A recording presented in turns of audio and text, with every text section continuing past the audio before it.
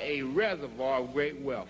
And certainly nobody can energize us like this brother. And as we greet him tonight, we just want to give him a round welcome applause and let him know how much we love him as a brother who has stayed true to the course. That's Dr. Amos Wilson. Let's give it up for Dr. Amos Wilson. Thank you. Thank you. Thank you. Thank you. Thank you very much. Thank you kindly. Thank you. Thank you very much for your warm welcome. It's great to be back here with you again this evening. It's been a while, and I always appreciate coming and being with you. And, of course, appreciate your support. And I know each time I've been here, I've promised you about our next publication, but it's definitely on the way. All right. We are definitely now expecting to be out in November. And, of course, each time I talk with you, the book gets larger. At last count, Brother Sababu, my co-partner there, told me we were around about 800 pages. So we're going to try to split it up for you, maybe 4 and 4. To give you some good wintertime reading. But then, in a way, it's when we recognize that we are as complicated as any other people. And one of the things sometimes we underestimate the degree to which we must address ourselves as a people. And too often we have people who think that our issues and the things that we have to deal with can be described in 25 words or less. And so there are people who think that we are small people and small-minded people, so they don't have to write sometimes some sizable material. If other nations and other people require libraries to deal with their issues, so do we.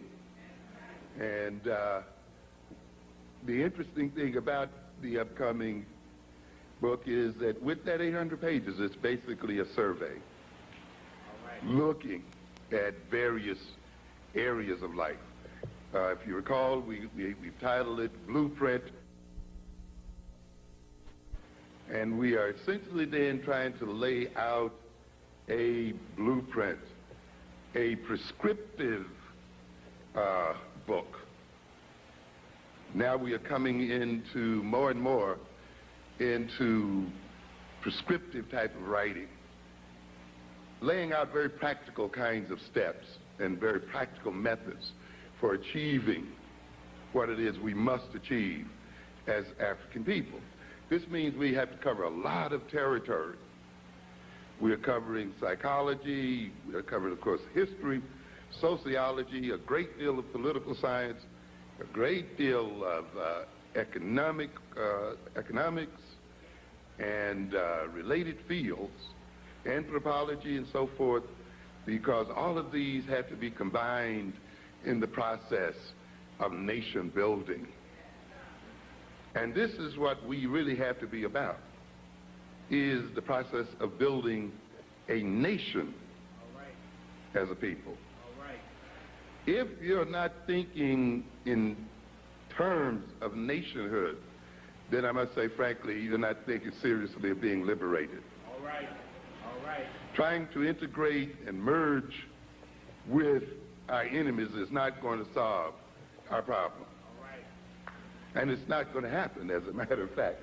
It is a fantasy that has kept us from taking care of business for far too long. The idea that we're going to one day be one with these people.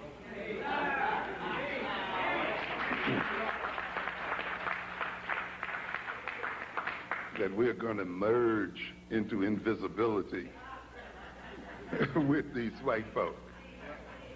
And even if that were possible, we should question our motives for wanting to do so. You know, why would you want to merge with the world's greatest criminals and thieves? With the people who have the worst values the world has ever known? It amazes me sometimes how we can hear some of our parents telling our children we want to be just like them. Yeah, it's a joke. It's an insult to hear Dan Quayle or to hear President Clinton come and lecture black folk on values. All right.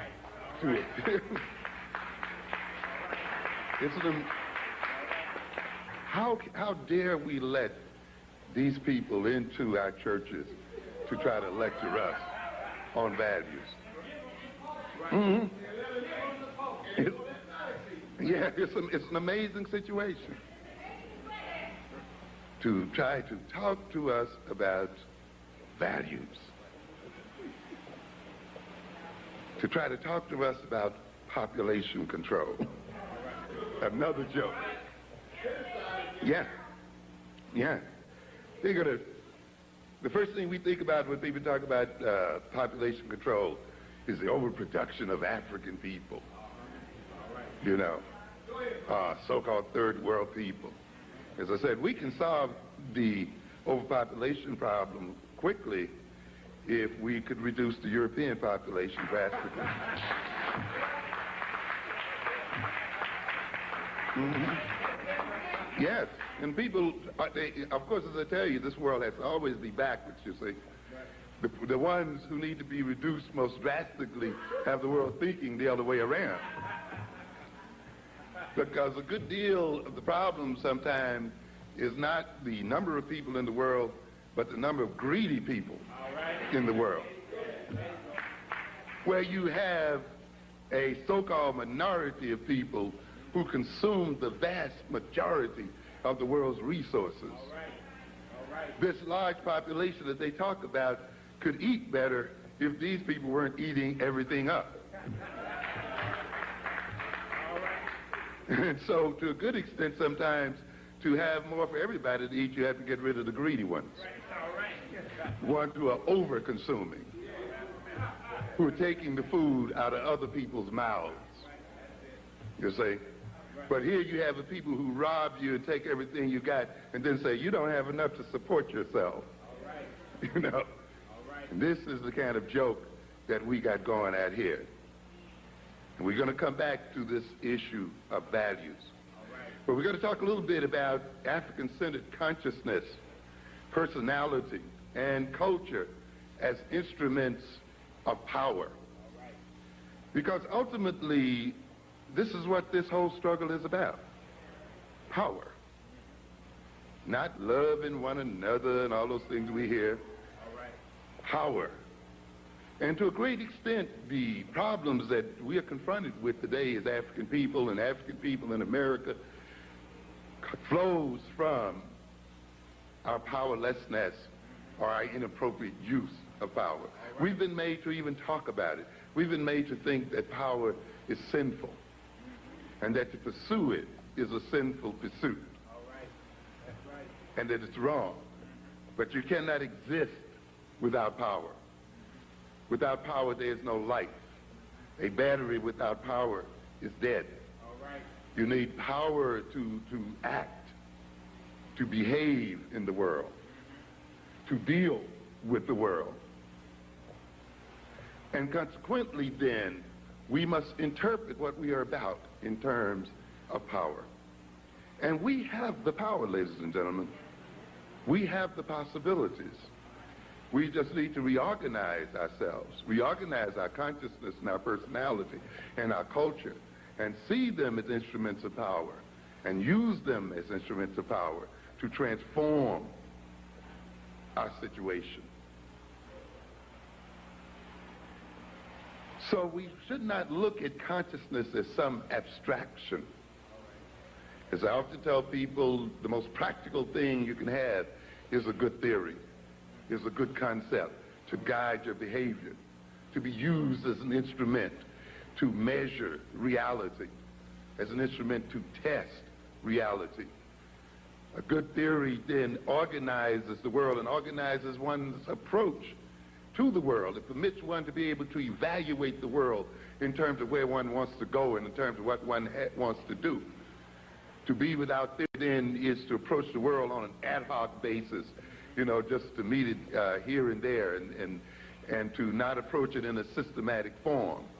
To live reactionarily, always reacting to what other people are doing, always being overwhelmed by events and overwhelmed by the future, instead of creating events and creating the future and making the future.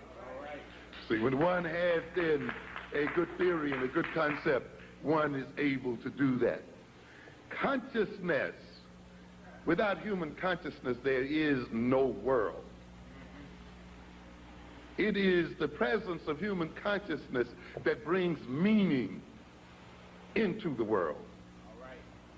Without human beings in this world, conscious human beings in this world, in effect, there would not be a world. We bring the world into being through our consciousness. And through our consciousness, we create the world we live in. Out of the totality of reality, our consciousness cuts out a world that befits itself. In other words, the kind of world you exist in reflects the kind of consciousness that you have. And notice, if you change your consciousness or change your values and orientation, you enter into a different world. You interact with different people. People often that you didn't even know existed in the world. Social situations that you might not have even recognized until you entered into a new level of consciousness. You see people, say, for instance, who become addicted, say, to crack or something, and now enter into a whole world and enter into a whole social system that before they became addicted, they hardly noticed. They didn't know what it was all about. And they picked up new friends and new relations, whole new ways of acting, whole new purposes in life.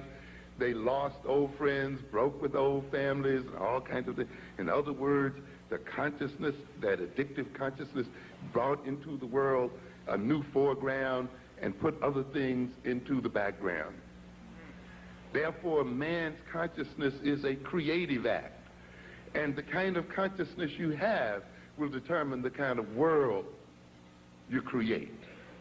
All right. And consequently, when you look at the world that we live in, African people, we must recognize to a great extent it is a world of our own creation.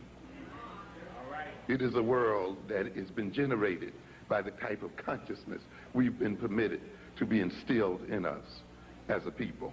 All right. As I told you earlier today on the radio, we talk about the white man as having power. And I want you to recognize that power ultimately has to do with a relationship between people. And that the white man's so-called power is to a great extent based upon the nature of the relationship he has with the black man. We empower him by the nature of our own behavior and attitudes as a people. He cannot be, as I said earlier, what he is unless we are what we are. I'm telling you. To a good extent, the European is our creation. All right. Yes. Mm-hmm.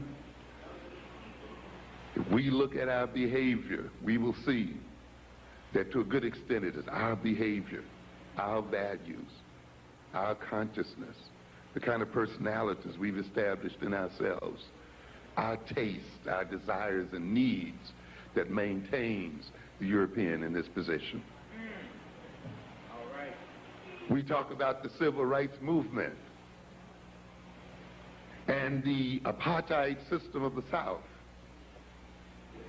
When blacks decided just to get out of the buses and walk, the system changed. Right. Yeah. When they just stopped sitting behind the white driver, just changing that relationship, changed the nature of power in that system. When they decided then to walk side by side, when they decided to walk abreast and line themselves up, because they had not walked that way before, for the ends before, the relationship changed. When they kept their monies in their pockets, when they sat on those stools and blocked the other people from them, and changed the nature of the interactions between themselves and Europeans, the nature of the system changed. So therefore we have tremendous power. It depends upon how we align ourselves as a people and how we decide to relate to other people in the world, because they cannot have what they have unless we are who we are. And that is why we don't have to spend a great deal of time always appealing to them and analyzing them, because we can better appeal to our own sense of self and our own consciousness. And we waste a lot of time trying to transform them, when through transforming ourselves, they will be transformed automatically.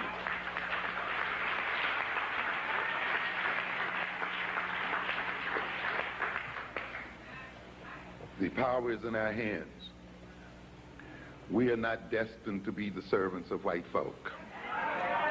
That is not the destiny of black folk. No way. And we have to change this idea, because many of us are still operating on that concept. As I said this morning, many of us go to these schools to become what? Qualified. To work for whom? For them. Why do we assume that they're going to have the jobs for us? Yes. These people are having difficulty making jobs for themselves. The greatest problems that the Europeans are facing today, and the European economies are facing today, is that they are not generating enough jobs for their own people. And even though America is bragging about the millions of jobs it's creating, those jobs are part-time jobs. The bulk of them are part-time jobs, low-wage jobs, and jobs that have little or no future. So when people talk about creating jobs, you got to ask what kind of jobs are being created. That is why, of course, this system is not investing in black education. It no longer needs black people to maintain its employment structure. You see it bringing in people from outside of the nation to be employed. You see it even is hiring in the world itself, in other nations and other places. Already it has reached a point where its need for black males is pretty much saturated. And it literally then is warehousing us in the jails and prisons and provoking us to kill each other and to destroy each other out here in these streets. And yet we are still organizing the education of our children as if the white man still has jobs waiting for them in multitudes. How different our education would be if we sent our children to school to create jobs for themselves.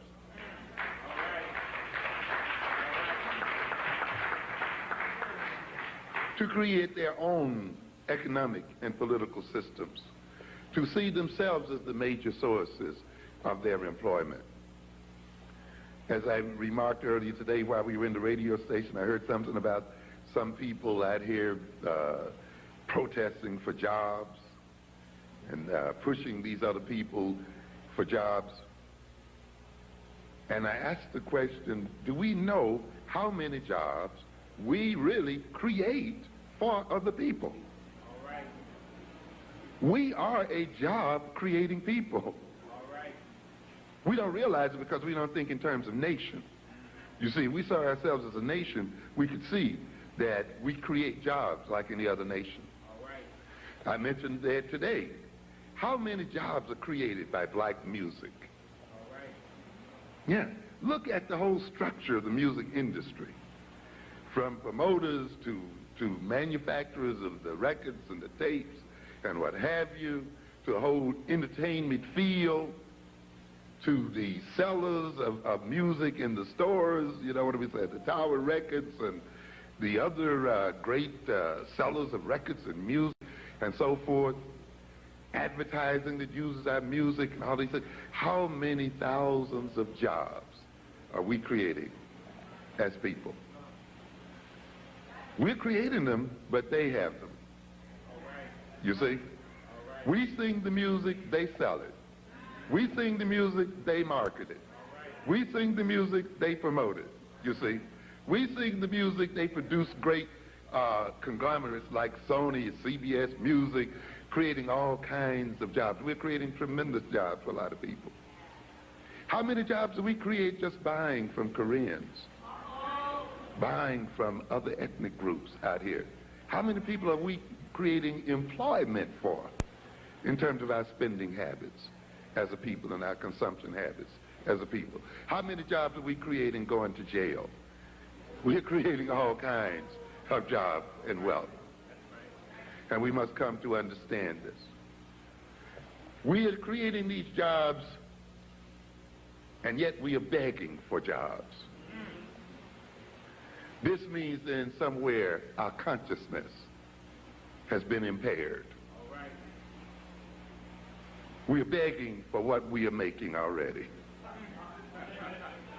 And we cannot use our own creations as a source of our own wealth. I told you earlier today that the Creator could not have intended for us as African people to be a poor people if the Creator implanted in our soils all the wealth that was planted there. We talk about the minerals and the oil and the gold and the this and the that that's implanted in African soil. So it seems as if the Creator blessed us from the very beginning with wealth and possibility. Therefore, for us to be going hungry over this wealth and to be starving in the midst of it and to be perceived as a dependent, indebted people while our wealth is being shipped out to other people. We're actually selling a lot of it for pennies and nickels and dimes and less. Means that there is something wrong with our consciousness. Because ultimately, ladies and gentlemen, we've said what? That the wealth of a people is ultimately not in their land. But where is it? It's in the mind. The wealth of man is in his mind, in his consciousness. You got to look at it. And we mentioned the example of Japan. No mineral wealth to speak of whatsoever. Nothing at all. A nation, by the way, which is totally dependent. Of course, we get things backwards, don't we? We see ourselves as depending on Europeans when the reality is the other way around. When they depend on us and our soils and our people, we have to be backwards in order for this situation to be the way it is. Our reality has to be turned backwards, and we have to live in an almost permanent state of deception in order to be used the way we are used. The Japanese must depend on others for their vital resources, their oil, their timber, all of these things that they use to create their technology and so forth is taken from the soils of other people and then sold back to them. And yet they are seen as rich and powerful. And the people whose wealth they take or buy are seen as poor and poverty-stricken. Ultimately, then, you cannot rob or take from wealth from a what? Poor people. You cannot get wealth from a poverty-stricken people who have nothing you can get nothing from. So if you're getting all your diamonds and your gold and your magnesium and all this other stuff, then from African people, then African people must be what? Wealthy and rich. And therefore, if African people are poverty-stricken with this material wealth, then it must be because our consciousness as a people is impoverished. And we are suffering then an impoverishment of our mentality. As we said before, if you have a good mind, you can con another joker out of his land. You can con him out of his diamonds and his gold. And this is what the other people have done. They have used their mind and their cleverness and taken from us what they did not have originally. And therefore, consciousness is not an abstract concept. It is not a theoretical concept. It is a concept that is directly related to the reality that one lives in and to the reality that one experiences. It is directly related to the type of life that one will live and does live. So I'm going to look at this for a minute. Particularly the consciousness of Africans in America. I'm often somewhat amused and taken aback by the number of people in this society who claim that slavery occurred somewhere back there. And you got some so-called black conservatives who claim that slavery no longer influences the nature of African people. I wonder what those people have to conserve in the first place.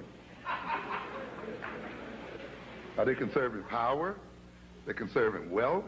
What does a black conservative conserve? You know, you have to conserve something.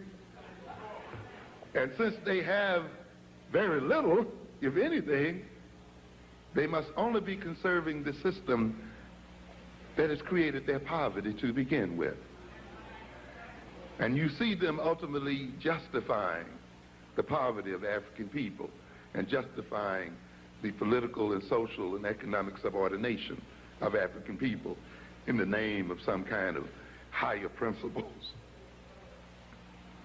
So slavery is not supposed, the experience of slavery is not supposed to be operating in the mentality of black folk. And you hear a lot of our youngsters will say that as well. How do you talk about slavery? That was back there. Or you know, whites talk about it. Well, you know, that was back there. We don't have anything to do with that anymore. You see. And it's an amazing situation because you have to remind them that you're still living off the interest of the wealth that your forefathers earned from slavery. You're still enjoying the accumulated wealth that began with the enslavement of our people. And if you're going to enjoy the wealth that was generated by evil, then you must take the curse that comes along with it.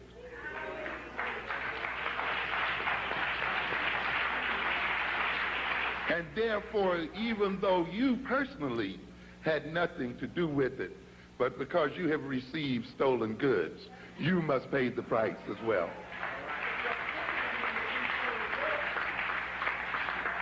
And because you fight and struggle to protect those stolen goods, and you defend them, and you organize your society and your relationship to my people to maintain them and to continue to enhance them, then you must pay the price. That's why you live in terror. That's why you're stabbed in these streets. That's why you're going to suffer no matter how good you are. No matter how liberal you are. Ladies and gentlemen, when we behave as adults, we must recognize that our behavior will be visited upon our children. And that our children pay for our misbehavior. As we say, an act does not end at the point of its occurrence. It continues to reverberate into the future and down across the generations. And that's why when you behave in a particular way, you have to think in terms of 7 generations from your behavior as to how what you're going to do is going to affect those generations later on. And even though those children may appear to be so-called innocent, they will still pay the price of your own misbehavior. This country whose parents and whose adults have misspent its treasure, and while they have enjoyed that treasure, ultimately their children will have to pay the taxes or will have to pay the price. So we have a bunch of people out here who think they can rape and rob the world and think that they could have enslaved the world and think then that they are going to sleep well at night. It doesn't work that way. So we have some of our people here who think then that slavery was back then and had nothing to do, and had nothing to do with them. Ladies and gentlemen, we've never escaped slavery.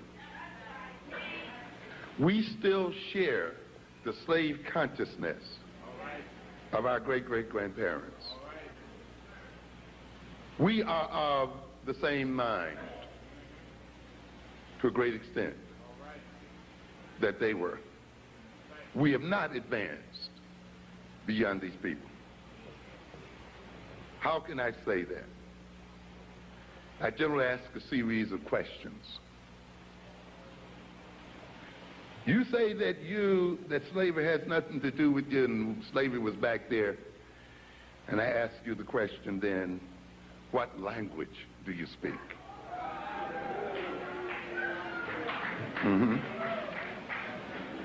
When did you learn that language?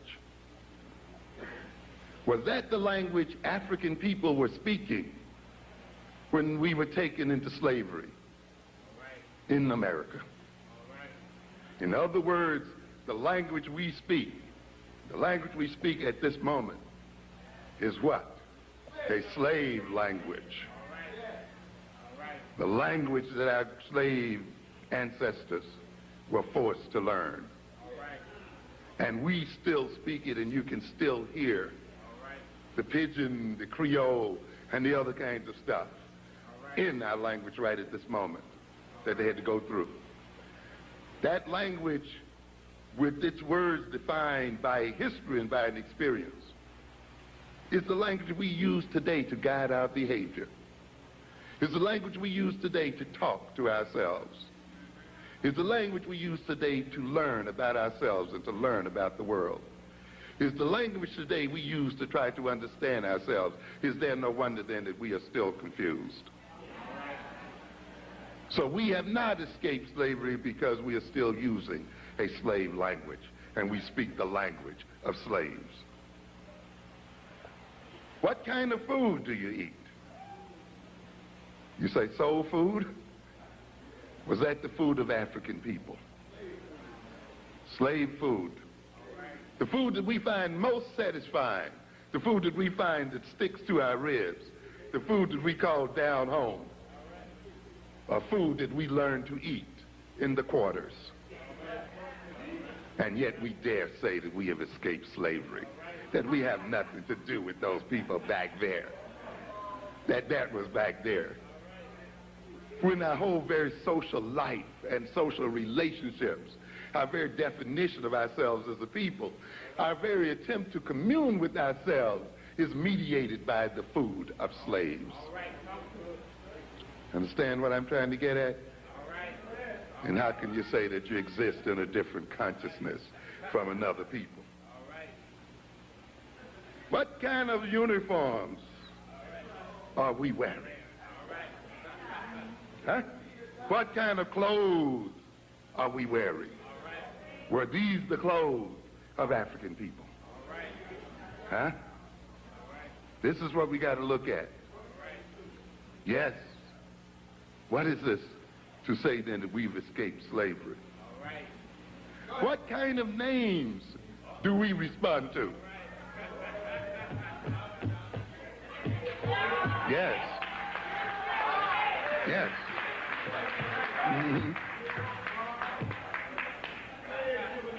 Tamikas and all these other things we got going out here. What kind of names do we identify with? Why is it that African names sound strange to us now as a people, and yet we dare say that we have a different consciousness from our great slave grandparents? How can we say that? We are still of the same consciousness, and we are still in the same position because we are still servants of the white man. And our reason for being in America is to serve white folk and to generate wealth for them. And there has been no change at all in terms of our relationship to these people.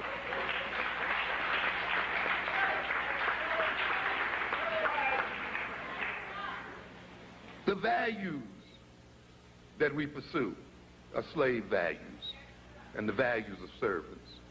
The social relations that we create and interact with were built and developed during the periods of slavery. We have not escaped it at all.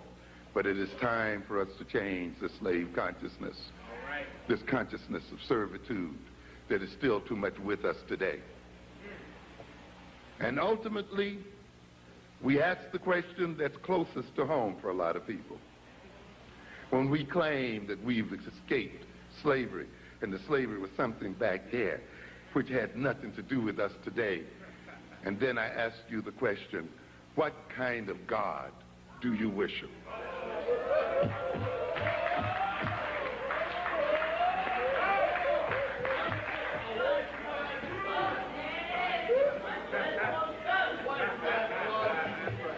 What's the name of it? Who taught you to praise him? Was this the God you were praying to before you were brought to these shores? Was this the religion you had before you were brought to these shores? Can you name one African God? How can you then, who define yourself, the very essence of yourself and the very essence of your soul, and organize the very nature of your life here on earth, based on a God handed to us by our slave masters, claim that you have no slave consciousness and are not related to slavery? In other words, then, ladies and gentlemen, we are not Africans. We are possessed by spirits and demons.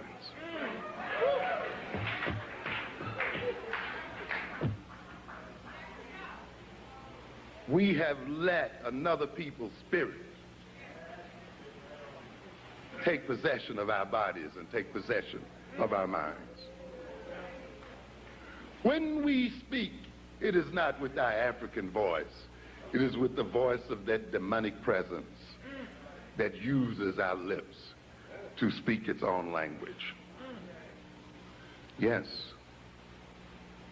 Yes, and we have to recognize this. We are possessed. And if we are to transform ourselves and to transform the nature of our relationship with those who are our masters, we must engage in an exorcism and clear the devils out of our minds.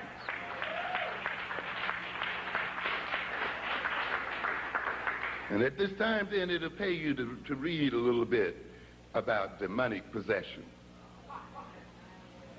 And you have to be we have to be demonically possessed. Because if we talk about black-on-black violence, self-defeating behavior, self-destructive behavior, then we could not be possessed by a beautiful and wonderful God. We must be possessed by a demon. It's interesting to look at the literature on possession. We have a couple of types of possession. One is called a somnambulistic possession. Somnambulistic. Soma, in this instance, having to do with sleep. You hear it in the word sominex. You know, ambulistic, to move around. Ambulatory, right? So we're talking about people who are what? Sleepwalking. They're not awake, but they're walking around. The body is moving, and it is walking in an organized fashion and walking systematically, but the person is still asleep. And in somnambulistic possession, then, the individual's original self has been repressed and displaced, and the spirit, and he identifies with the spirit that possesses him. And his I and the spirit's I are one and the same. We have a lot of that here today, where the spirit that has been implanted in us, we have taken to be us, and we've identified with it. That is why in defending ourselves, we end up defending the people who rule over us. In defending our ego, we end up maintaining the social structure that has destroyed our ego to begin with. And you see it in our youngsters, who will fight and kill in the name of respect, and fight because their egotistic orientation has been insulted. And therefore, in defending their ego, they do not kill the people who destroyed their ego. They kill each other and maintain the ones who destroyed them in the first place in power. And that's why the subtitle of my book, Black on Black Violence, was Black Self-Annihilation in Service of White Domination. We are killing each other in order to maintain this system. We have let ourselves become possessed by a spirit such that when we become aggressive, we aggress against the self instead of those who are the source of our aggressive orientation. We talk a lot as a people about self-hatred. Self-hatred is a personality configuration. It is a form of personality organization. It is an orientation toward the world and toward oneself. Self-hatred, then, is the white man's greatest protection against being destroyed by the black man. To a good extent, self-hatred is the white man's defense mechanism, is the white man's form of self-defense. How can we say that? To a great extent, one function of the personality is to direct energy, to direct aggression, to channel aggression and energy and wishes and impulses in particular directions, to organize feelings, to organize energy, to achieve certain ends. Those things that we hate, often then when we are angry or hostile, we aggress against them, don't we? We attack them often. We destroy them. Then we have a problem, don't we? If we attack the things we hate, if we attack the things toward which we hold hostility, when we are overly frustrated and when we are angry, then what happens if that thing we hate is ourselves? It means then, ladies and gentlemen, that when we become frustrated and angered as a people, when we are overwrought by feelings of hostility, and our self-hating personality seeks to channel that hostility and channel that aggression, it's going to channel the aggression right back on to the self, because that's the thing we hate most. So consequently, black anger then becomes a conduit for black self-destruction, for black self-defeat. The object of our hostile, aggressive feelings becomes ourselves. And you can see then how the white man is protected by that personality structure, right? While he stokes our anger, while he stokes our hostility, while he stokes our frustration, and while we get mad and we want to strike out, when we decide to strike out and aggress, we strike out and aggress against the self. And by doing so, he is left untouched and unscathed. And therefore, our self-hatred becomes his principal means of defending himself and of maintaining himself. One of the things that frightened him most about the Ferguson case was that Ferguson's self-hatred mechanism broke down.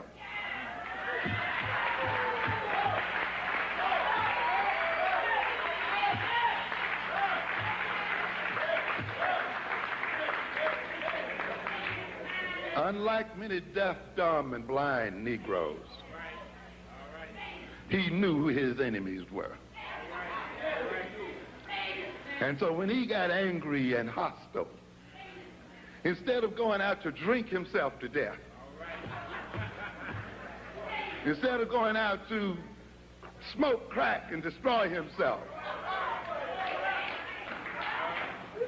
instead of going out to killing someone who looked like himself, instead of going out to commit suicide and put himself in a place to be destroyed by somebody else, he went directly to the source of his frustration.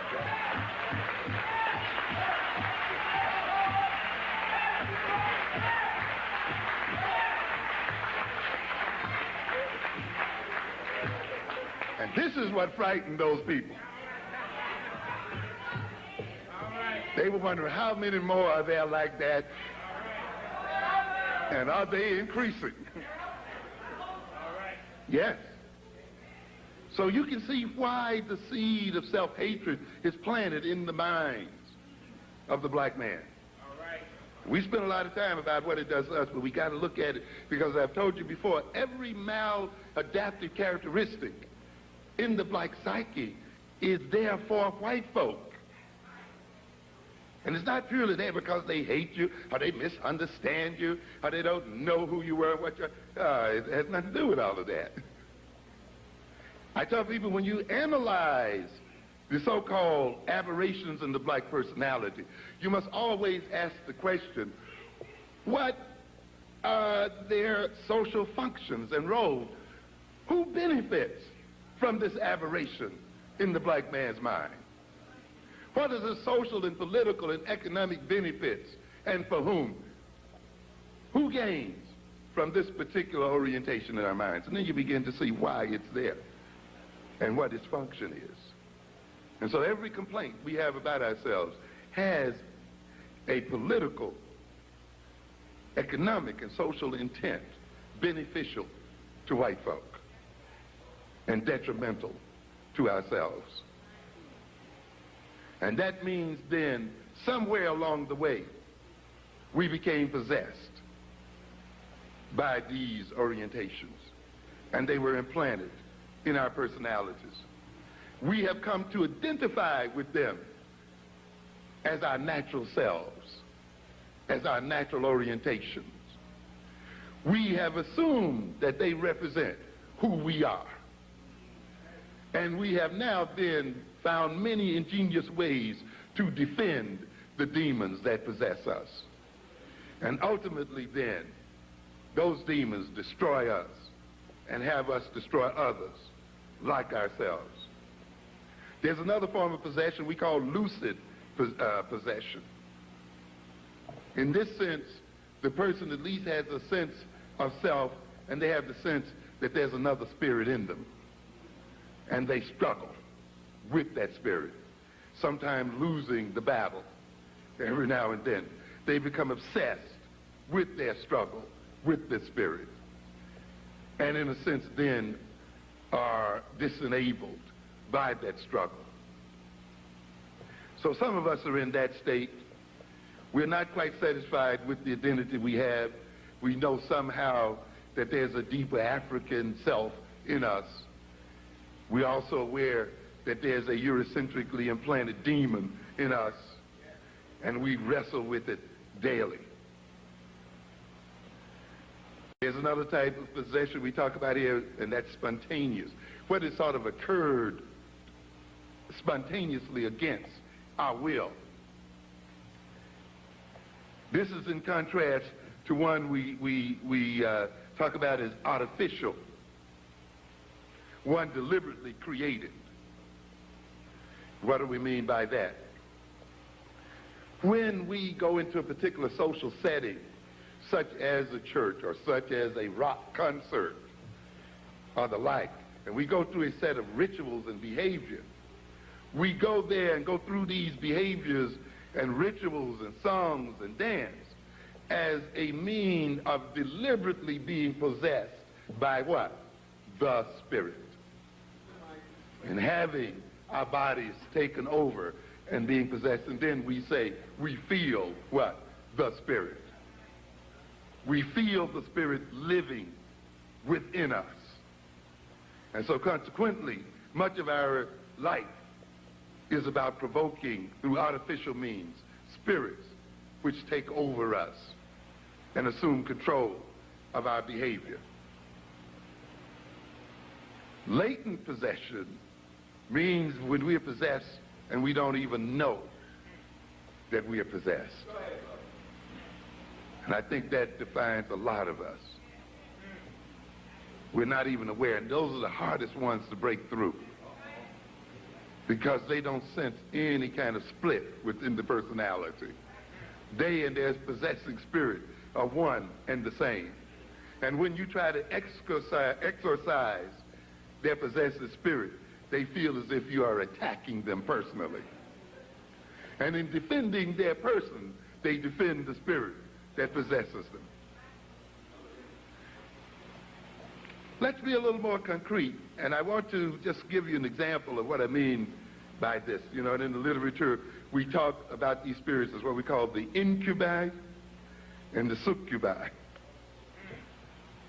The spirit that lies in the body or lies on the body, the incubus, and the one that lies under the spirit, the succubus.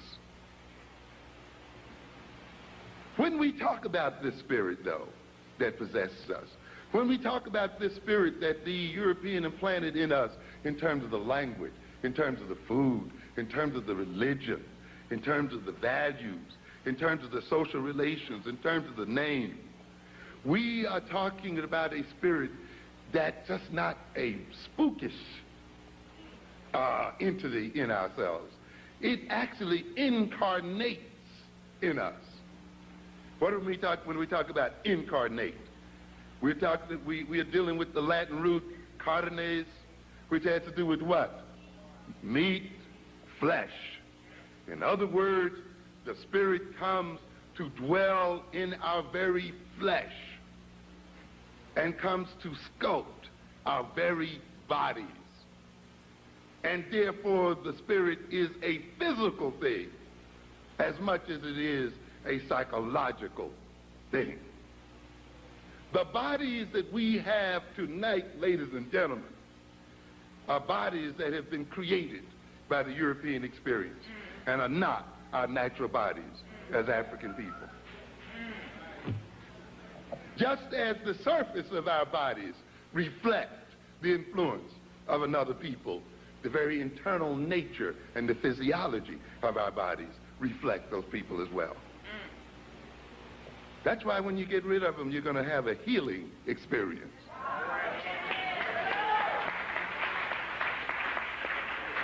And your whole body will change. I've read some of this before, but let me read it again, I think, in this context. This is most dramatic, and the things I'm talking about are most dramatic when we study the so-called multiple personality. And let me read you a description here that was printed in the Times. And those who might be familiar with it, indulge me here, because I think it points out to something. It begins, when Timmy drinks orange juice, he has no problem. But Timmy's just one of close to a dozen personalities who alternate control over a patient with multiple personality disorder. And if those other personalities drink orange juice, the result is a case of hives. What are we saying here?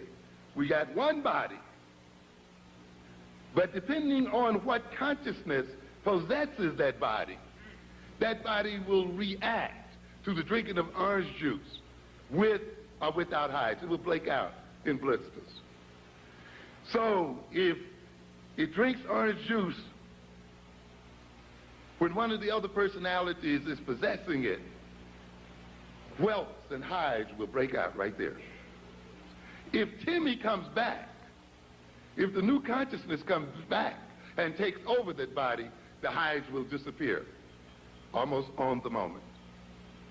In other words, then, there's a different body for a different consciousness. It goes on to say then that medical disorders that are found to differ from one sub-personality to another. In other words, even though these so-called personalities possess the same so-called body, each personality has a different order of illnesses associated with it. Each personality is vulnerable to a particular type of ailment, one way or the other. So what are we talking about? We are saying that each consciousness, which is represented by each personality, creates its own body, creates its own physiology, and thereby creates its own vulnerability to various ailments and so forth. You see, you get people in medical school who try to teach you that disease only occurs as a result of some kind of viral syndrome or some kind of entry into the body of some bacteria, other thing, and certainly that is a part of it, and certainly there's reality there. But the body must interact with the viruses and must interact with the disease entity. And this is what we talk about when we talk about the immune system, that health is not necessarily the absence of the disease, but the capacity of the body to resist the disease, to stand up against the disease. And so consequently then, when these bodies are taken over by different personalities, these personalities apparently change the nature of the immune system of those bodies, making them vulnerable to diseases when one personality is present and not so when another is present. Which means, ladies and gentlemen, then, that the nature of the consciousness which possesses us as persons will to a degree determine the illnesses to which we are vulnerable as a person and as people. And a lot of the illnesses, physical and other diseases that we suffer then, are mediated by the nature of the consciousness that we've permitted to possess us as a people. So to a great extent, the defeat of disease, the maintaining of health, must not only be pursued in terms of discovering new drugs and these kinds of things, but must involve self-discovery and self-knowledge. It goes on to state that in people with multiple personalities, there is a strong psychological separation between each sub-personality. Each will have his own name and age. Does that strike the bell? What did we say earlier? To what names do we respond? Are they the same names to which we responded prior to slavery? So in other words, as we got the new slave personality, we got what? New names. Yes, yes, yes. And we were changed.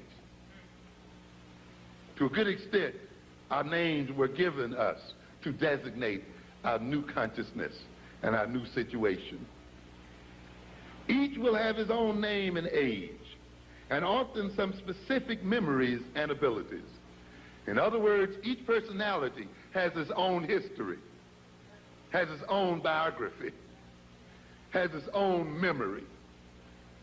And you look at Negroes when they have a certain consciousness and look at the history they remember. Look at the things that they keep in their memories, and look at the histories they study and identify with. Look at them fight African history. Yes. Look at them want to identify with the history of Europeans. Look at them wanting to define themselves in terms of that history. And look at them having memories only for that history. Look at those Africans who are still under the possessive influence of the European implanted spirit and know that they have little or no knowledge of African history, and therefore little or no knowledge of their own history as a person and an individual. So there's a consistency between the consciousness and the history that a person has and the memory that an individual has. They often have, frequently, for example, personalities differ in handwriting, artistic talent, or even in knowledge of foreign languages.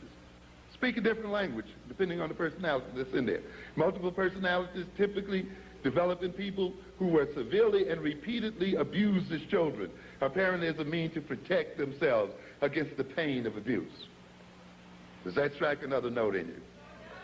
Often only one or two of the subpersonalities will be conscious of the abuse, while the others would have no memory or experience of the pain. To a great extent, the personality of the African American today has been shaped by our desires to escape the memory of the slave experience, to deny its existence.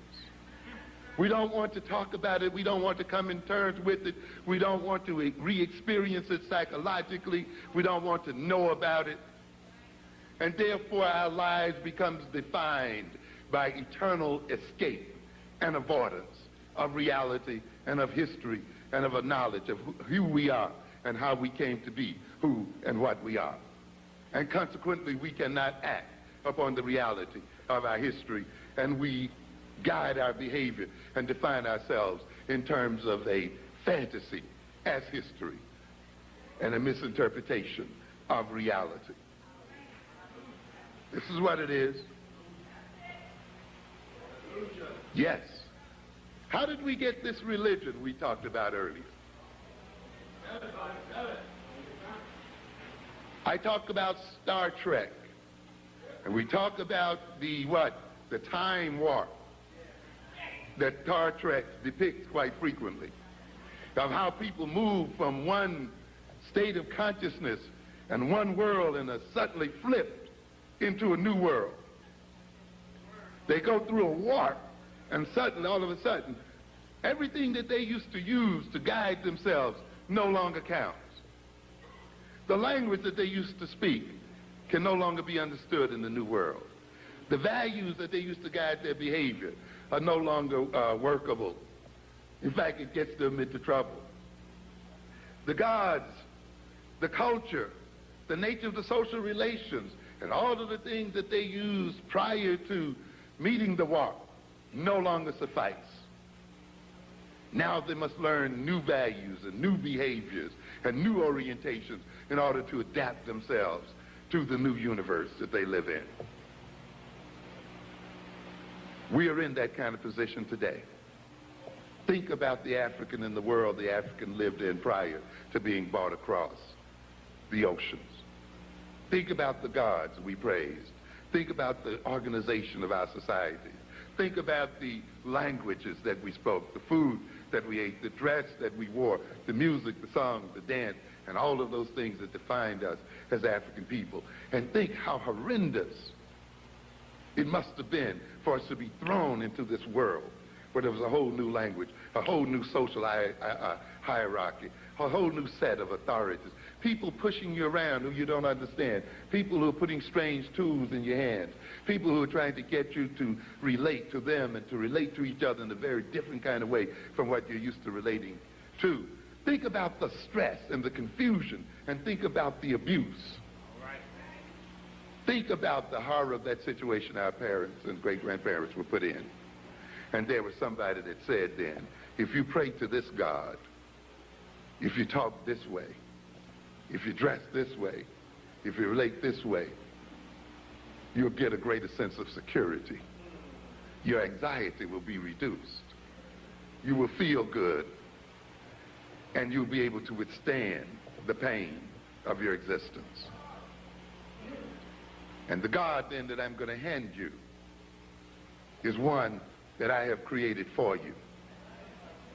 And a theology that comes with it is one that I have created so that you will continue to serve me as you continue to serve it. And we come to believe in the veracity of that God and that religion. Why? Because we feel so secure when we follow it. And we feel so relieved when we follow it. And yet we wonder why, despite all of our prayers, despite all of our devotion, we still suffer the way we do. I often ask the question, why is it that the people who pray the most have the most of their children in the jails of America today? Who shout and kick over the benches and so forth, are filling up the prisons and have the children killing each other and addicted out here in these streets. There must be a problem here, ladies and gentlemen. We must reorient ourselves to our religion. We must reorient ourselves to our gods, because apparently we don't have the appropriate orientation. Because as that book you read says, you can tell a tree by what? The fruit it bears. And therefore, if it bears bitter fruit, or if it bears no fruit at all, the God you worship says it is but fit to be hewn down and thrown into the flame and consumed. Read your own Bible. It gives you a very practical measure as to whether the religion you're pursuing is an appropriate one. And that measure says, look at the fruit that it bears. And if then the kind of religion and the God you're pursuing ends up having your sons in the jails of America, and ends up maintaining African people in slavery and servitude in their own lands and everywhere, then something is wrong in terms of how we relate to that religion and that God, because the outcome is wrong, and the outcome is destructive. And it's because we don't want to confront the abuse that we went through and deal with. You see, when you go through that time warp, the only way you can ultimately come to understand the new world is to understand what happened when you went through that warp that transformed what? The personality, that made the personality what it was. And I find that interesting when further over, when I read here of what happens when the personality moves from one personality to another, when the body is possessed by one personality and that personality is displaced and another one comes in.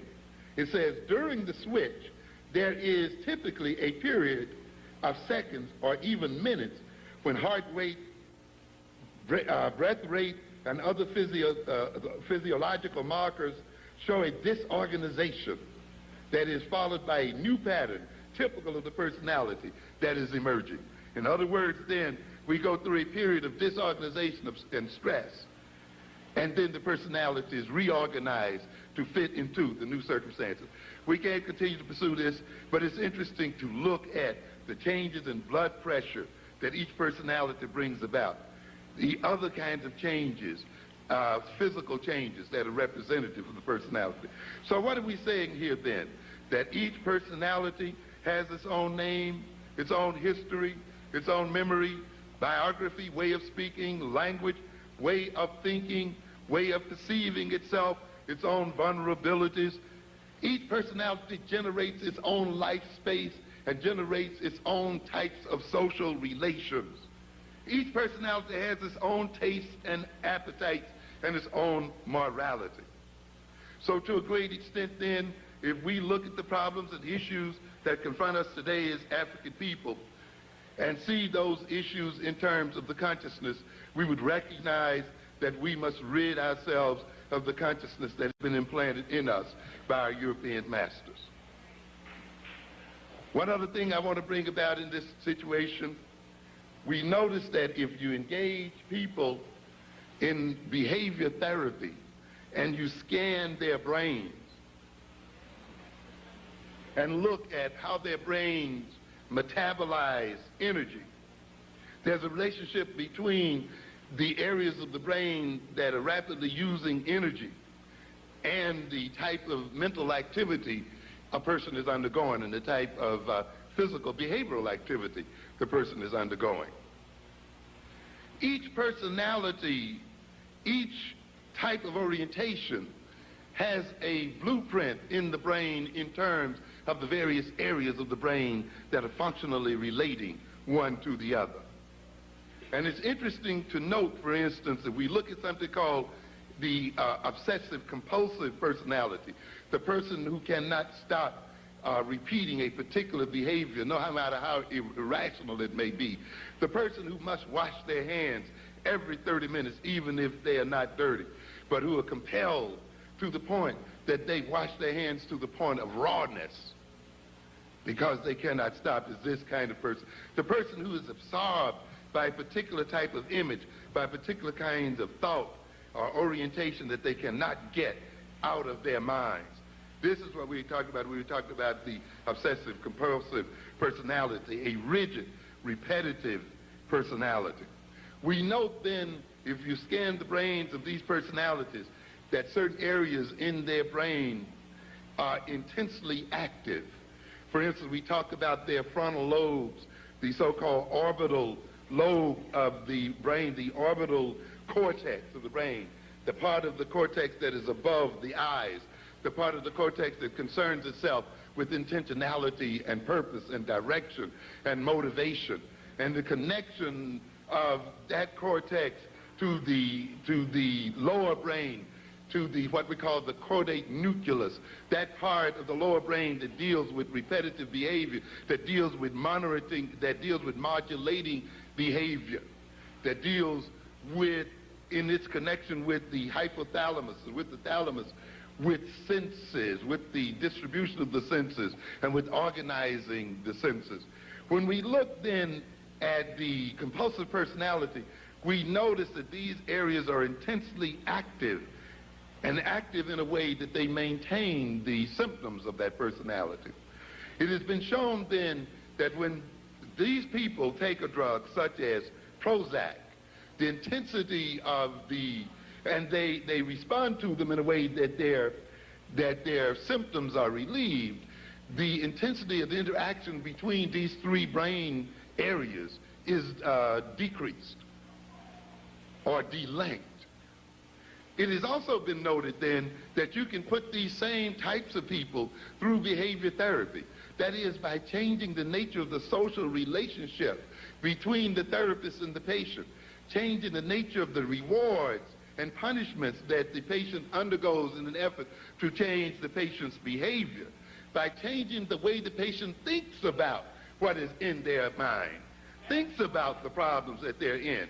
And when you can successfully then reduce the symptoms of the compulsive disorder through this social conditioning, we note too the same kinds of physiological brain changes that occurs with the intake of the drug occurs with the intake of social training. Now, what are we saying then? Yes, that too, but what we're saying ultimately then is that the nature of the consciousness and the nature of the experience of the individual physically transforms the brain and physically transforms the way the brain operates.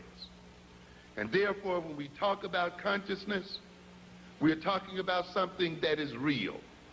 We're talking about something that transforms both the psyche and the body. One of the things that you note when the individual is possessed, that the facial muscles change and that the body itself changes in a way that it literally incarnates and represents the nature of the spirit that is possessing the individual. So to a good extent, if you're in certain religions, you can tell what particular spirit is possessing the person by the very nature of the behavior that the individual is exhibiting and the very shape of their very physiological body and their face. In other words, ladies and gentlemen, once we get the spirits of these demons that the Europeans have implanted in our bodies, our faces and our bodies themselves will be transformed. To a great extent then, a lot of the way we look and a lot of the way we have organized ourselves physically is a result of the type of consciousness that we have. To a great extent, and I will begin to wrap it up here, to a great extent, the kind of consciousness that inhabits us reflects the kind of culture that we live in, the nature of the culture that we are a part of. Recognize, ladies and gentlemen, that culture cannot exist outside of our minds and of our bodies. Culture does not exist out there. History does not exist out there. History and culture can only exist in the minds and bodies of people. If there were no people in the world, there would be no history in the world, no culture in the world. Culture does not stand outside and direct us. It is where? Inside of us, and it directs us from the inside. Culture is instilled in our bodies and in our minds. And we have to keep that in mind, because sometimes we tend to see it as something separate from ourselves. Culture indwells in us, and it inhabits our bodies. Our history dwells in us, and it inhabits our bodies. We reflect our history, and we reproduce our history when that history becomes a part of us and is one with us. We tend to see culture in terms of music, in terms of the kind of dance we have, in terms of the songs we sing. And that is a part of culture. But ultimately, culture is deeper than that. Culture is a way of thinking. Ultimately, culture is a conspiracy. That is, it is a means by which a group of people organize the way they think, organize the way they believe, organize the way they see the world, so as to create a consciousness by which they can cooperate in achieving certain ends, so that they can mutually aid each other and gain ends that they cannot gain as separate individuals. So culture is an instrument of power. The individual through culture extends his power, and the culture extends the power of the group. When we talk about music and song and dance, what we are talking about here then is how culture ultimately comes to be implanted in our bodies. You see, we tend to look at song and dance and music as entertainment. And this is our serious mistake. We have a lot of our youth out there looking at music as mere entertainment. When we say that we are being enculturated, it means that a spirit is being implanted in us by the culture. It means our group is instilling in our bodies and in our minds a possessing spirit such that when our culture calls our name, we respond to it.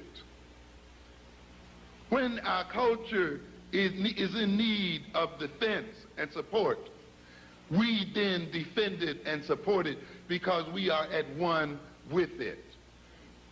In other words, why does the black man respond to the white man? Why does the black man serve the white man? Why does everything the black man do benefit the white man?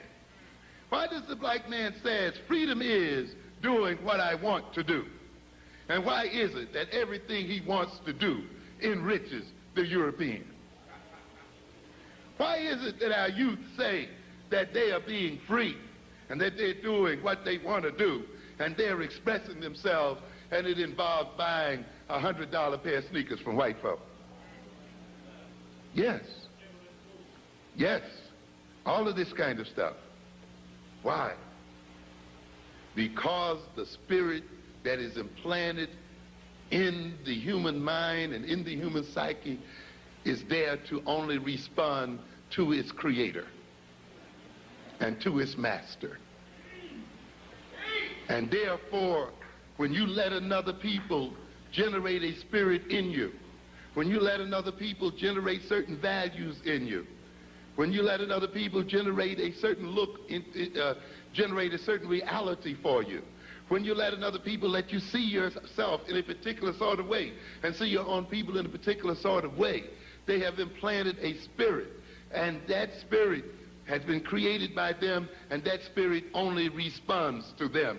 And it only responds to them in terms of furthering their interests and working against the interests of the body it possesses. And this is why there's that self-destructive spirit in us. Because the demon that possesses a body is not there for that body. It is there for the creator that placed it there. And if necessary to obey its creator, it destroys that body. It will destroy the body it inhabits. The taste that that spirit has will be taste that can only be satisfied by buying from its master creator. The values that that spirit wishes to satisfy and realize can only be realized by going through the aegis of the master that created it. That is why every value and every taste and every desire and every need that provokes us, every one of these things that we seek to desire, ends up having us going through white folk. And that's why we think we need them. And every time we satisfy them, they in some way benefit in our seeking satisfaction. Because the demon that we call ourselves is answering to the call of its master. So a culture creates its own possessing spirits and enculturates and inculcates those spirits into the bodies of its members, so that those members, in defending their own egos, in defending their own interests, in defending what they perceive as their own needs, in satisfying their own taste, in satisfying their own values, satisfy the needs of the culture, enrich the culture, empower the culture, defend the culture, advance the interests of the culture. And how then does the culture implant its spirit into its members? It does it in a very strong and primordial way. It uses vehicles. And one of the major vehicles that's used is music, rhythm, song, dance. A culture involves people moving what? Together, in tandem, in rhythm. It involves them having the same temporal sense, the same kind of time clock, so that they can move in synchrony, one with the other. And music is about synchrony. Poetry is about synchrony. Song is about synchrony. Music is about symbols. And you see, ultimately, it is through symbols that you evoke behavior from people. So when a culture creates symbols, those symbols are designed to evoke particular types of reactions and feelings and moods in its members. And a culture establishes the potency of those symbols through ritual, through song, and through dance. And one of the best ways then to inculcate cultural values, a cultural spirit, is through entertainment. Is while the members are being entertained, while they are feeling good, the song is carrying the cultural values into the mind and into the body. The lyrics that represent the cultural interest, the lyrics that represent cultural values, are being carried on the vehicle of the music, carried through the vehicle of the poetry. The togetherness, the cooperativeness, the mutual movement together and the synchrony of the culture is being entrained through the music and through the rhythm of the dance. Therefore, you see, when you let another people take over your music, when you let another people take over your dance and attach their content to it, they will use your own music and your own dance and your own rap lyrics and your own poetry and your own cultural symbols to carry their message into your body and into your mind, such that you can only respond then to their beck and call and to their wishes. And you see then, yes, you see then that they get you to buy those sneakers, and they get you to buy all of those things by what? Associating them with your what? Your music, with your cultural symbols, you see, with your poetry, with your rhythms. And so they attach their content to our rhythm, their content to our song. Yes, but in a way, they take our own instruments and turn them against the self. Notice how quickly, when one of our youngsters was rhyming "kill the police," that kind of content was washed right out immediately.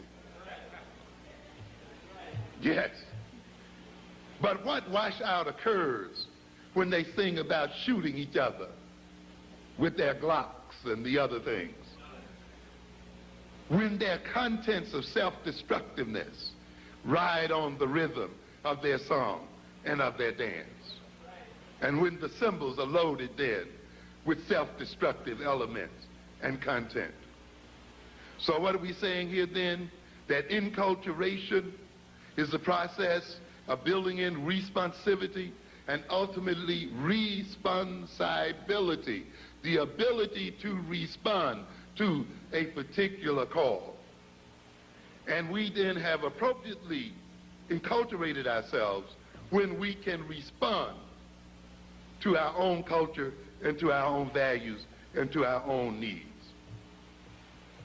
One other thing here then, as we rapidly bring these things to a close, we have to look at personality in this light as well. We think our personality is ours.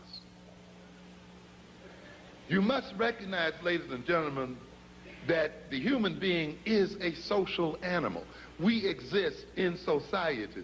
We exist in groups. We are born dependent, not independent. We have long periods of dependency.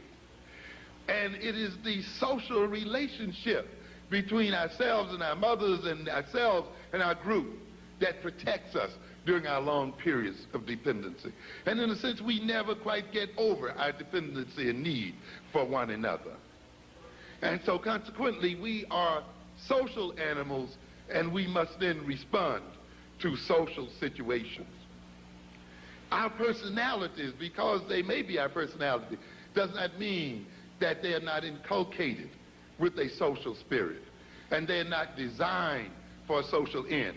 In other words, the individual exists for the social unit, not for himself. We see individuality as something that is just for ourselves. Why are we individuals?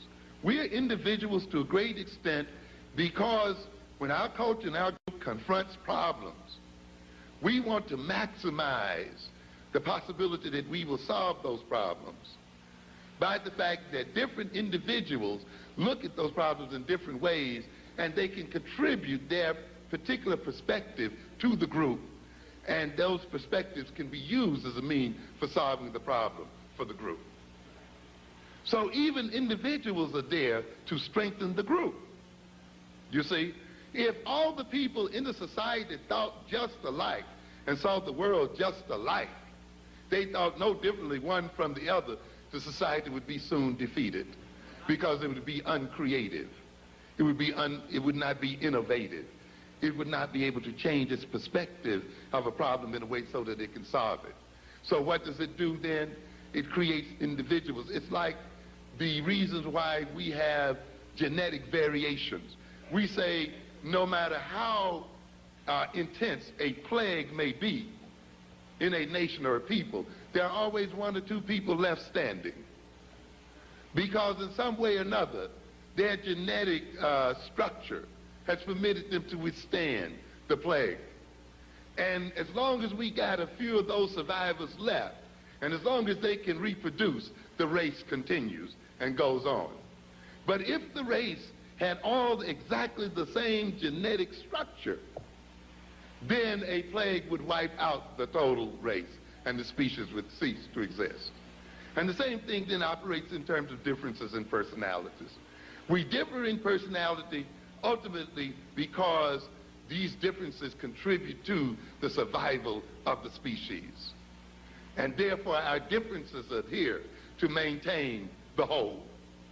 So the main problem of a society is to maintain enough cohesion so people can act together and behave together and act in synchrony one with the other and cooperate with each other, but not be too overly organized so that they cannot bring their own creative perspectives to problems and issues.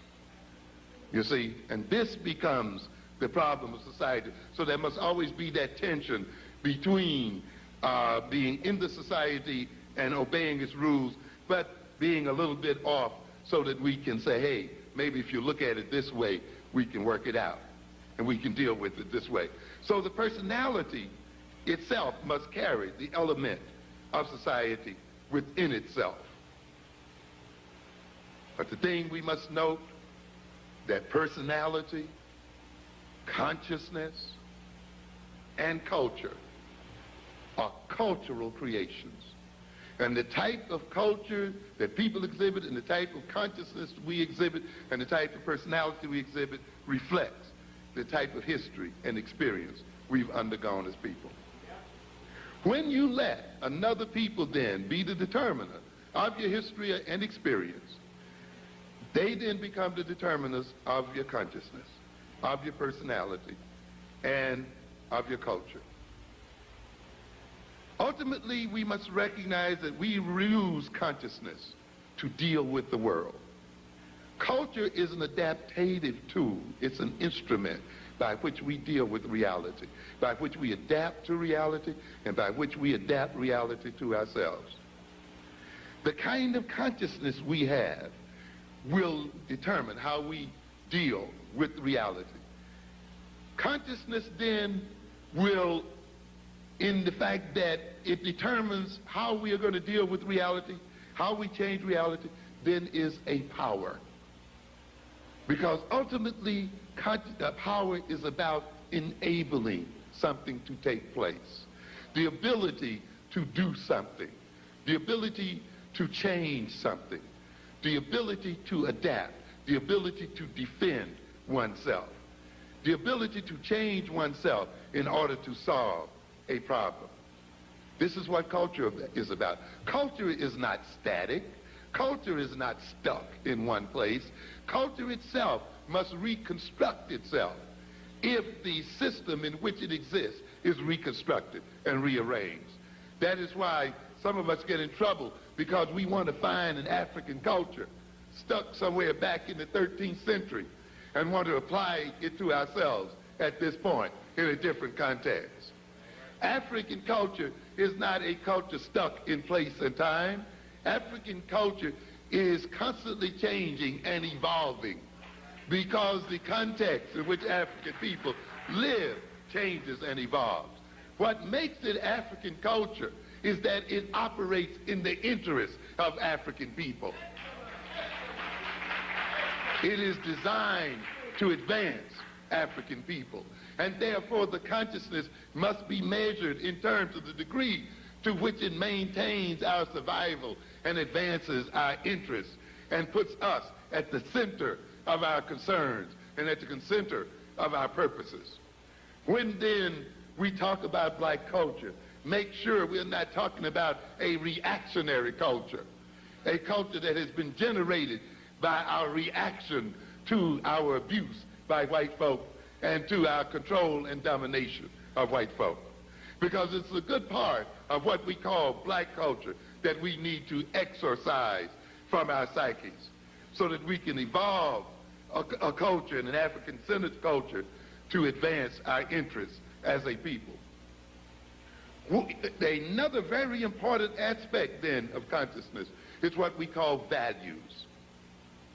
Those things that we prefer, those things that we see as right, those things that we think we should need, those things, the pursuit of which determines our behavior, organizes our minds.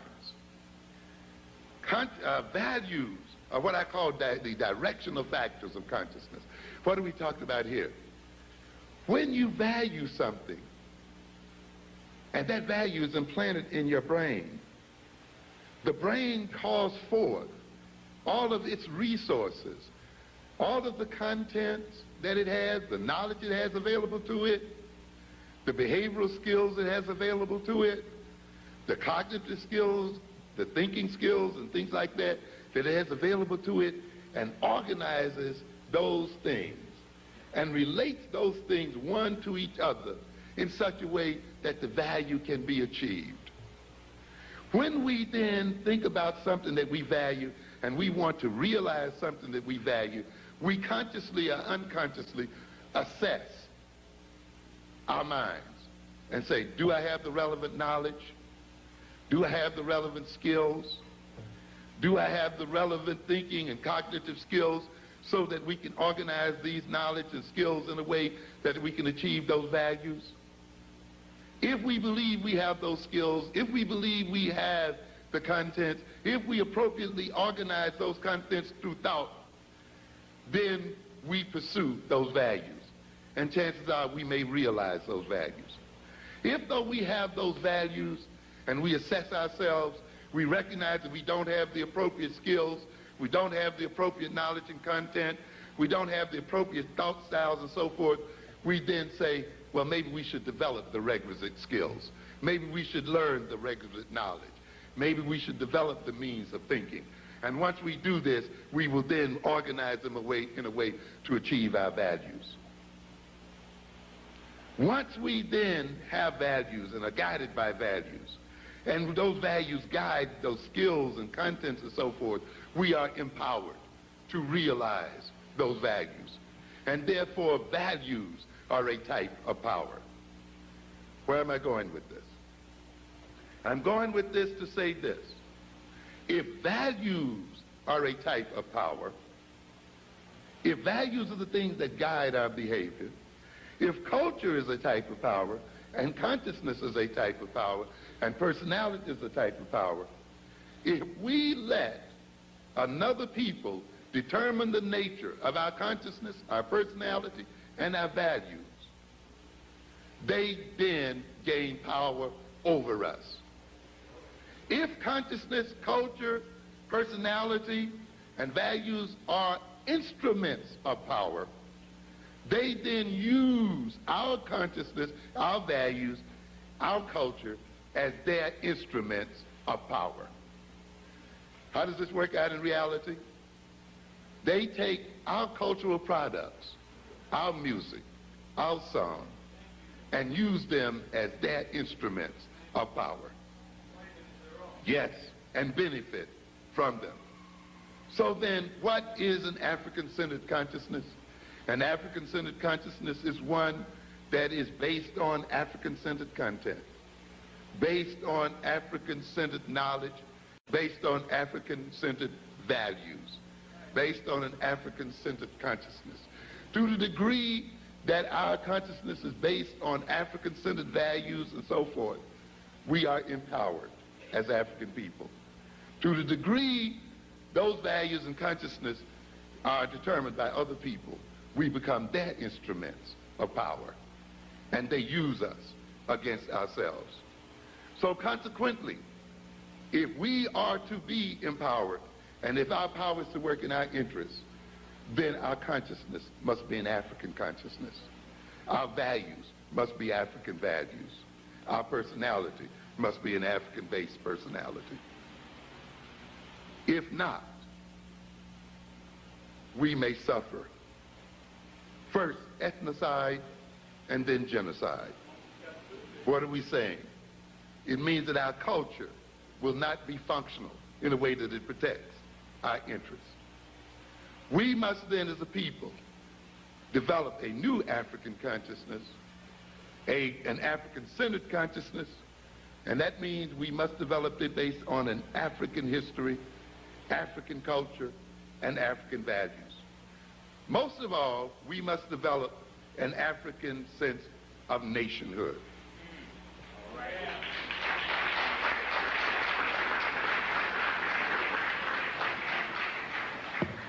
To a great extent, many of the problems we suffer today is a result of the fact that we do not see ourselves as a nation. And yet, we complain about how we are segregated from everybody else. We complain about how we are not a part of the mainstream, how we are not a part of the economy, how we are shut out from the government and the political process. If we are not a part of these things, and yet these things are what defines a nation, then we are not a part of the American nation. That nation is a white nation. We are then, in effect, a de facto nation, but we are afraid to recognize it. If we looked at ourselves as a nation, we'd see many of the reasons why we are where we are as a people. Why? Because if we looked at ourselves as a nation, we would see why we have the problems we have. Why do we have some of the problems we have? For the same reason other African nations have the problems they have. Why? Because we permit our resources, human resources and material resources, to be used by another people. We export them. We, like any other African nation, are an indebted nation. We are over-indebted. When we talk about the African nation suffering from being overburdened by debt, we don't recognize we're talking about ourselves. When I ask here tonight, how many of us owes another black institution, another black person major debt, we would get very few hands. But if I ask how many of us in this audience tonight owed a white person, a white institution, a non-African institution, great debts, we probably all have to raise our hands. If you recognize that then, and you add this up in terms of a nation, not if you just yourself as an individual, but if you look at all of us as individuals and in terms of a nation, then that as a nation, we owe an enormous debt to other people. And one of the reasons why then we are poverty-stricken is not because we don't have money. It's because all of our money is being used to service the debt that other nations own, that the white nation in America owns. And because we spend so much time paying our installment plans and paying our money out to these other nations of people, we cannot save our monies, we cannot accumulate our money and create wealth so that we can employ ourselves as a people, so that we can support our families as a people, so that we cannot build the schools we need to build to educate our children the way we need to educate them as a people. And consequently, we have the similar problems that all African nations have almost, where they cannot build highways or build schools or build hospitals or build institutions, communication systems and other systems because all of the wealth that they are generating is being exported out to European nations and other nations to whom they owe debt. But you can only see this when you look at yourself as a nation. And when you look at yourself as a nation, then you can see that you can change this problem by changing the debt relationship you have to other people. I was looking at an issue here the other day when we were talking about looking at African nations, and we talk about the African nations as monocultures, meaning that they often exist by shipping out one or two major products, cocoa or cocoa beans or oil or gold or something like that, and they ship these products out into what we call a buyer's market. That is, the people they sell these products to set the prices that they're going to pay for these products. So that many of these nations now are being paid less for their products than they were paid 30 years ago. And yet the nations that buy their products and lower the prices on their products are selling them back those products in processed form and selling them back their own products that have been manufactured here for higher and higher prices. And then we wonder why Africa is in debt and why Africa is impoverished. But that is the result of the fact that they are caught up in an impoverishing mechanism. But we need not talk about the continental African because we are in the same situation here today. The African American nation is a monoculture. What is the commodity that we sell? Labor. We're not selling much manufacturing. We're not selling much other products. The major commodity that we have to sell was the commodity that we were bought over here for in the first place. And what was that? Labor. And now we are selling our labor in a buyer's market, meaning that the people who buy our labor are buying it at the prices they set. And they keep devaluing the price that they're willing to pay for our labor. On top of devaluing the price, they're no longer even demanding the labor. So after a while, we won't be able to sell our labor at any price. And we will then be totally deprived as a people. And therefore, we are caught in a similar position. And just as there's social disorganization in our African nations, there's social disorganization in the American nation. You cannot have your wealth flowing out of your nation. You cannot enrich other people at the expense of yourself and not have social disorganization. And that means then, if we look at ourselves as a nation, the African American nation must do what all African nations must do. We must capture our own internal resources. We must gain control of our own internal markets. We must trade within ourselves as a people and a group and generate wealth within our own nation as a means of counterbalancing our dependence upon Europeans and upon the white nation itself. But in order to do this, we must have a nation consciousness. We must now organize and relate to ourselves as a nation of people. When we look at our relationship, we say to the Koreans as a nation, we see the same relationship that Japan has to America as a nation. You notice that they are bargaining right now, negotiating, right? Japan is building up its resources. It is blocking out U.S. industry from its nation, yet it is entering into the American markets and selling there and taking out the wealth of the American markets. If we look at our relationship to Koreans, to Dominicans, to other groups, we'll see the same relationship, where those groups can enter into the African American nation, set up shop, ship out its wealth day by day and night by night, and yet the African American entrepreneurial nation is not permitted to set up shop in their midst, is not permitted to carry wealth from their nations. And they then grow fat on the surplus that they gain from the African American nation. This means then that if we think of ourselves as a nation, we must protect our internal markets from the intrusion of outsiders. We must not permit them entry into our nation. As I look and I see down the 125th streets, yes, And look at our people locked outside there in the outside.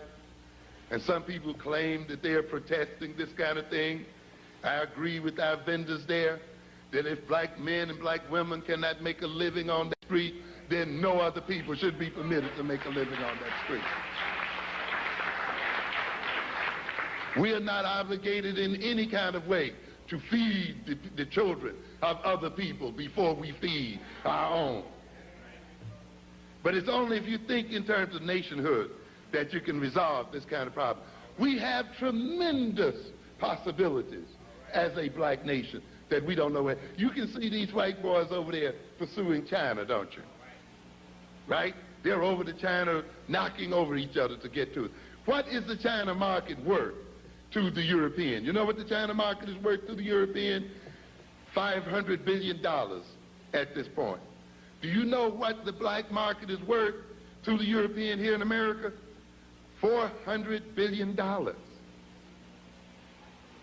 Our market is worth as much as the Chinese market, the Mexican market, which they've drawn up to bring in NAFTA. It is worth. When you enter here, you're going to leave money in the institutions. You're going to contribute to our schools. You're going to contribute to our recreational centers. You're going to contribute to the employment of our people and to the stability of our families. If you cannot contribute to these things, if you cannot create jobs, if you cannot contribute to the education of our people, then we cannot permit you to operate within our borders. This is the way a nation runs. You don't let another people walk in and have their way and walk out and leave you impoverished as a people in the name of a free market. There's no such thing as a free market. Yeah. That's white folks' propaganda. Free and open market. No free market. They force people into that market. Castro was not free to say, I don't want to be a part of it. When he said, I don't want to be a part of it, they did what? Embargoed him and locked him out. The Japanese, in the early part of the century, said, we don't want to be a part of your market. What did the United States do? Sent Admiral Perry in there and blasted those markets open. What free markets do you have there? There's no such thing as free markets. And when you learn that, you're going to be the better for it.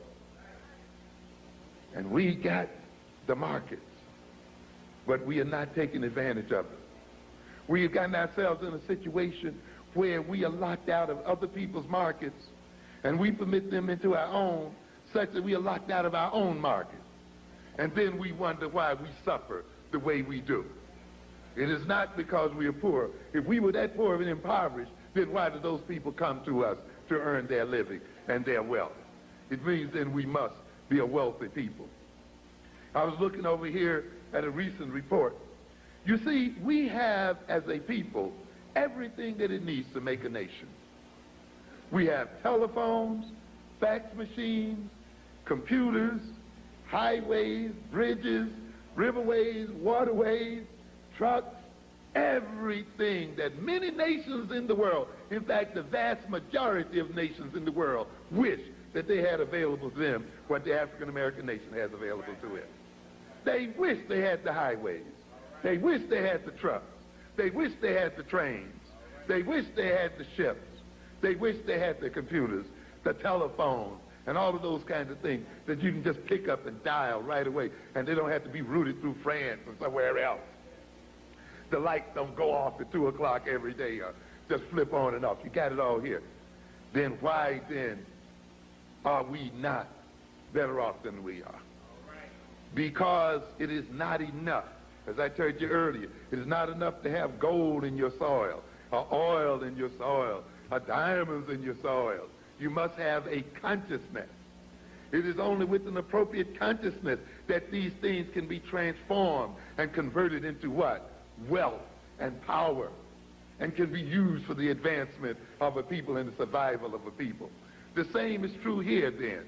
You cannot just have telephones and faxes and this and that and not just have money in your pocket. That's not enough.